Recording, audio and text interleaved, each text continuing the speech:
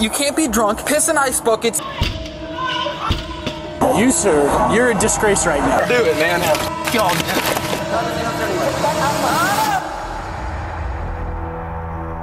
In Sterling, Colorado, Chris Whitesell's life took an unexpected turn when law enforcement knocked on his door one ominous October day in 2020. The visit stemmed from a neighbor's complaint, setting the stage for a rapid escalation of events. That year, Colorado implemented a rule allowing people to take legal action against police officers for on-the-job mistakes. Chris's experience vividly illustrates the impact of this rule. On Chris Whitesell's doorstep, Officer Paul McDaniel swiftly took control. Instead of explaining or asking questions, McDaniel quickly put Chris on the ground and tied his hands and legs together. Come on here and talk to me, dude.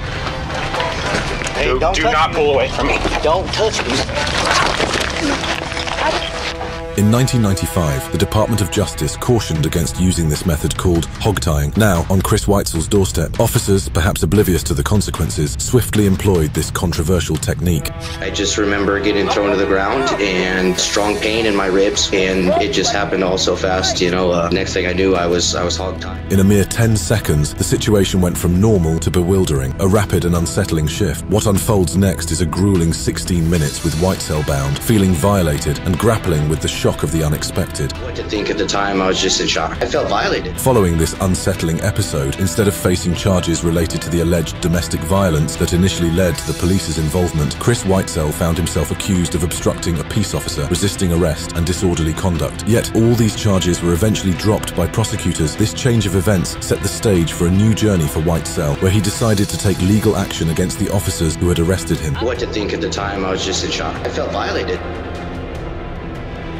Sheriff Jim Skinner of Collin County, Texas, didn't hold back when addressing detention officer Tyler Moody's alleged misconduct. Moody found himself on the brink of termination for the serious accusation of smuggling a cell phone into the jail for an inmate. In a bold and decisive move, Sheriff Skinner emphasizes that Moody's actions represent a betrayal of the trust placed in law enforcement officers by the very citizens they are sworn to protect. I understand that you've offered your resignation, is that correct? I get fired. Have you offered your resignation or not? I can keep my job and no. Well, you can't keep your job, okay? Without a moment's hesitation, Sheriff Skinner delivers the unequivocal verdict. You're fired. You're no longer part of this team. Let me just make it easy. You're fired. You're no longer an employee here. You understand? This shows the gravity of Moody's breach of trust. You betrayed the trust of every citizen that we have the privilege to serve. The situation takes an even more dramatic turn as Sheriff Skinner informs Moody that he is now under arrest for the serious offense of bringing a prohibited item, a cell phone, into a correctional facility, a third-degree felony. As of this moment, you're under arrest for bringing a prohibited item, a cell phone. The sheriff emphasizes the gravity of Moody's actions, citing betrayal not only of the community, but also of the colleagues with whom he had worked for nearly 3 years. You betrayed the trust of the brave and selfless men and women that you worked alongside for nearly 3 years. In November 2020, Roseville police officer Drew Scott Romo found himself in the spotlight due to a night of disruptive behavior that led to his arrest. The initial encounters with the police involved Romo's overly intoxicated state and confrontations with bar security. I've removed you twice from 2 different clubs. Do you not understand that? He claimed to be a police officer, which piqued the officer's interest. You want to be a California cop and be a and you want a chest bump? Prompting them to encourage him to go home. I'm trying to keep you from going to jail. What is the hard part about just going home so you don't get into trouble? But the story took a more intriguing turn. As the night went on, Romo's conduct became more and more troublesome. Following several intense interactions and interventions by law enforcement, he was eventually taken to jail. His disorderly behavior continued, including banging on his cell door and making repeated 911 calls. We're trying to get you released. From what I understand, you're dialing 911. You're continuously banging on the jail cell door. Following these events, Romo faced legal consequences, including charges of assault and disorderly conduct. In March 2021, Romo pleaded guilty to disorderly conduct and was fined, but the assault charge was dismissed. You, sir, you're a disgrace right now. On December 5th, 2022, police were called to a local bar in St. Pete Beach, Florida, regarding a disorderly conduct incident. The bar's security manager and an employee reported an unsettling event involving a man who had been found urinating in the establishment's ice machine. And I see him he whipped his, and he's pissing in the ice bucket. I just poured all the pee out, and then he's being verbal, abusive. By the time the police arrived, the man, who happened to be an off-duty cop, had already left the bar. However, the employee and security manager guided the officers to the beach, where they had last seen the cop and his girlfriend. What happened, Jermaine? He got shoved. Huh? He got shoved. He punched in. He pissed in one of the ice buckets in the back. Oh. Yeah. Upon spotting the officers, he tried to flee with his girlfriend. Hey, you're gonna get tased! Get the on the ground! Both of you! But the officers managed to catch up with him and make an arrest. Unfortunately, he did not cooperate during the apprehension. After being apprehended, the off-duty cop was taken into custody and transported to Pinellas County Jail. He faced charges of simple battery and disorderly conduct. Subsequently, he secured his release from jail by posting a $650 bond. On October 23, 2020, Kerry Jarvis, a Volusia County resident, found himself caught in a legal battle against the Daytona Beach Police Department. What started as a routine traffic stop quickly spiraled into a tragic incident, all captured on an officer's body camera. Initially pulled over for allegedly failing to stop at a bar, Jarvis soon became the central figure in a tense confrontation with the officers. Tensions rose when Jarvis refused the officer's request to search his car. Search car? No, sir. You search car? No, sir. For what? I didn't do no wrong thing, sir. Just asking. Officer McKenzie took charge, instructing Jarvis to step out of his vehicle. Undo your seatbelt, because we don't know if you're hiding weapons, guns, grenades, anything, man. Despite Jarvis's request to speak to someone else, the officers refused. Feeling cornered, Jarvis stepped back into his car, heightening the tension. In a pivotal moment, overwhelmed by the circumstances, Jarvis hit the gas, triggering a chaotic sequence of events. Don't do it, man. The aftermath saw Jarvis arrested on 3 felony charges, spending a staggering 369 days behind bars. However, a twist in the narrative emerged when a judge reviewed the video evidence, deeming Jarvis's detention unlawful and stating that the injuries incurred were a result of the officer's own illegal activities. Charges were dropped, and Jarvis, having lost much in the process, decided to take legal action against the department, seeking justice for what he perceives as a pattern of misconduct. On May 27, 2020, an incident led to the controversial arrest of La Mesa police officer Matthew Deegans. This legal drama centers on an encounter between Deegans and Amori Johnson, resulting in Deegans' termination for allegedly falsifying a police report. At first, Deegans accused Johnson of smoking in public, but later changed it to obstruction of duty. Amori Johnson, at the heart of this case, vehemently denies the accusations, stating he was merely waiting for friends during the encounter. Despite Johnson's friends arriving, he was still arrested. Following his termination, Deegans actively seeks to reclaim his position and expunge any disciplinary actions from his personnel record. Former Officer James Sanders faced termination from the Social Circle Police Force by Chief Tyrone Oliver due to policy violations and inappropriate behavior during a traffic stop with a 17-year-old on November 23rd. The dismissal followed an anonymous tip reporting Sanders verbally abusing teenagers during the encounter. Chief Oliver reviewed footage, observing Sanders aggressively confronting the occupants of a black Jeep after hearing a profanity-laced remark directed at the police. Sanders verbally berated the teenagers and urged the responsible teen to engage in a physical altercation. He also threatened to search the Jeep and its passengers for potential marijuana possession. If I go to jerking everybody out of the Jeep and I find 1 ounce of weed, do you think I'm gonna take everybody to jail? Chief Oliver emphasized that Sanders' claim of pulling them over for a lane violation appeared questionable, as the vehicle's contact with the white line occurred after Sanders approached at a high speed. You look at the video, the vehicle did hit the white line, but it was after he was coming up on a high rate of speed. This incident adds to Sanders' history of disciplinary actions, including a written reprimand in 2014 for alleged threats to school staff, an oral warning in 2013 for refusing to transport money, and a written warning in 2016 for failing to submit activity sheets. The controversy underscores the challenges law enforcement faces in maintaining professionalism and composure, especially in the face of provocative remarks. Chief Oliver highlighted the importance of resilience in the profession. We have to have tough skin. I mean, people say things to us all the time, and you just gotta have to let it roll off your back and keep going and doing your job and do it right. While addressing Sanders' multiple disciplinary incidents, emphasizing the need for officers to rise above verbal provocations and execute their duties with integrity. If I find 1 ounce of weed, do you think I'm gonna take everybody to jail?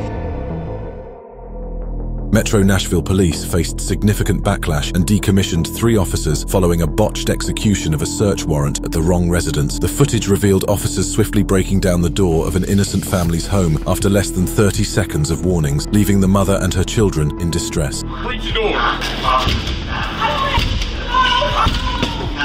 Realizing their mistake, the police acknowledged the wrong address, and Chief John Drake conceded that the officers should have exercised more caution, especially considering the warrant was unrelated to a violent crime. This shouldn't have happened. This mother and her children should not have been subject to this type of behavior. The incident has stirred public outrage, with the family expressing their fury over being awakened with rifles pointed at them. I'm furious because, for one, they came in here and woke my kids up out of their sleep with rifles. The Midtown Hills precinct commander visited the affected family to apologize, but the mother remains dissatisfied, emphasizing the lasting psychological impact and the need for accountability to prevent such egregious errors. The community calls for a re-evaluation of police procedures to avoid the recurrence of such traumatic events, urging the Metropolitan National Police Department to improve its practices and prioritize the safety and well-being of innocent citizens. I'm furious because, for one, they came in here and woke my kids up out of their sleep with rifles. A local couple, Randy and Rachel Hall, has filed a $25 million lawsuit against the League City Police Department, claiming wrongful arrest, with a recording capturing their interaction with Chief Gary Ratliff at the center of the dispute. The incident originated from a minor fender bender on September 2nd, with the couple choosing not to involve the police. However, an officer later arrived at their door, and the situation escalated when the couple felt intimidated. My wife was intimidated by Officer Trochesay to the point where she called me. Despite filing a complaint, the couple was arrested on September 18th, with accusations of interference with public duties and an accident involving vehicle damage. Randy Hall, the husband, expressed frustration over the lack of response to his complaint and the subsequent arrest, emphasizing that they were not read their rights or shown a warrant during the arrest. I asked him on the phone that he either provide a warrant or I would take this up with the police chief the next day. The couple spent the night in jail, and their minor children were reportedly not offered any assistance during the ordeal. No one offered any assistance for our children. He asked how old are our children. We said they were minors. They were 15, 13, 11, and 10. He said they'll be all right. The Hall family's lawsuit sheds light on concerns about police actions, alleging that law enforcement can act arbitrarily without accountability, raising questions about the need for transparency and adherence to proper procedures in such situations.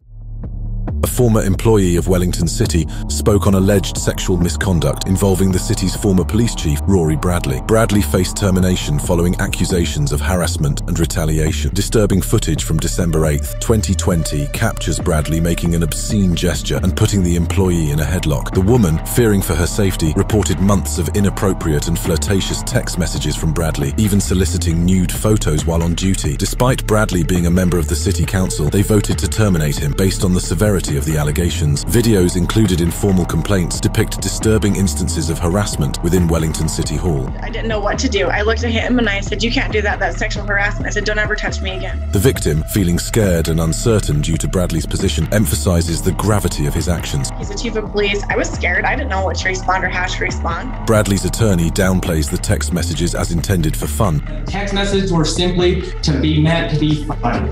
That's it. That's all it was meant to be. That's all she knows it to be. Expressing disappointment at his client's termination. While acknowledging the consequences Bradley faced, the victim insists that no one, especially the chief of police, should engage in such inappropriate behavior. It's not a victory. I don't feel like a victory at all. I feel like he got what he deserved, because you shouldn't do that to anybody, period, especially if you're the chief of police. You don't touch anybody. In response to the harassment complaint, Bradley retaliated by filing a counter-complaint against the victim, accusing her of harassment. An independent investigation found his claims unfounded. Bradley also lodged 2 other formal complaints against different women in the office. The incident raises concerns about workplace safety and the need for accountability in positions of authority. Especially if you're the chief of police, you don't touch anybody. Hartford, Connecticut police detective Robert Lanza has been dismissed from his position after a video captured him using racial slurs during a drunk driving arrest. The incident, which occurred during a routine DUI stop in Plainville in August 2018, revealed Lanza attempting to leverage his law enforcement status to avoid being taken into custody. Okay, but how would you say take me in? Like, what am I going to take you in for? I want to make sure you're okay to drive, that's all. Okay, drive me home. I want to make sure you're okay to drive. That's what we do. We take care of you. Despite his efforts, Lanza failed the sobriety test and was arrested for DUI. The video footage also shows him verbally abusing and attempting to intimidate the officers involved. Are you serious right now? Are you serious? You're treated like an animal here. I'm a cop. Really? My hands hurt. With 12 years of service with the Hartford Police, Detective Lanza's actions were condemned by Deputy Chief Brian Foley, who expressed concern over the incident. Foley emphasized that such behavior is not reflective of Hartford's values and should not define the overall commitment, professionalism, and hard work exhibited by the majority of the police force. He acknowledged the strides made in community outreach and building trust, stating that isolated events like this one have a negative impact on the reputation of law enforcement as a whole. The dismissal of Detective Lanza underscores the department's commitment commitment to maintaining high standards of conduct and accountability. The incident serves as a reminder that actions inconsistent with the values of the force can erode public trust and the positive relationships built through community engagement. I mean, home. I want to make sure you're okay. That's what we do. We take care of you.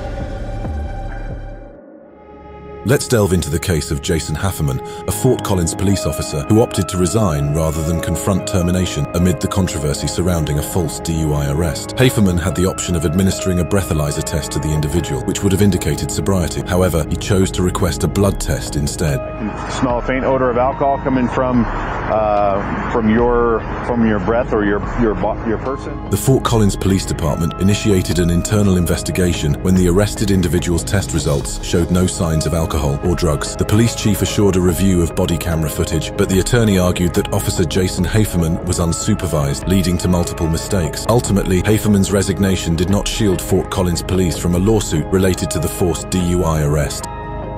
A Connecticut police officer faced termination for his conduct during a December traffic stop, as reported by the Waterbury Police Department. Body camera footage shows Officer James Hinkle yelling at a remorseful driver after a near collision a week before Christmas. Hinkle, stationed at a malfunctioning traffic light, pursued and pulled over the woman in an SUV who had driven past him. I'm so sorry. I didn't realize what was going on. That was very confusing. It's a bright yellow jacket standing in the middle of the street. What don't you understand? The police chief expressed disapproval of such behavior, emphasizing the department's commitment to building trust within the community. Following an internal affairs investigation, Hinkle, a 7-year veteran, was fired due to conduct, actions and behaviors violating departmental policies. The police union, acknowledging Hinkle's termination, reviewed the incident and ensured due process rights for the officer, intending to appeal the decision. The driver, initially ticketed, had the citation rescinded. A bright yellow jacket standing in the middle of the street. What don't you understand?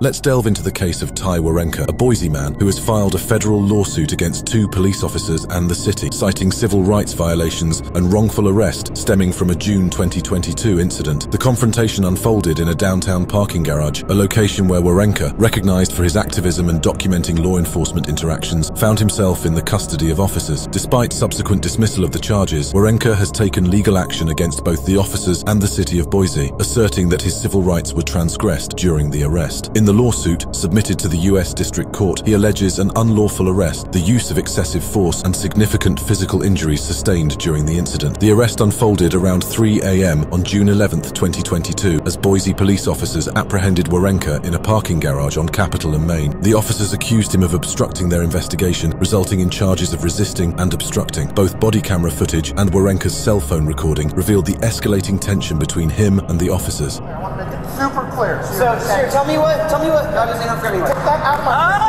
okay. Well. Warenka's legal claim posits that the officers trampled on his constitutional rights, seeking damages amounting to $1 million.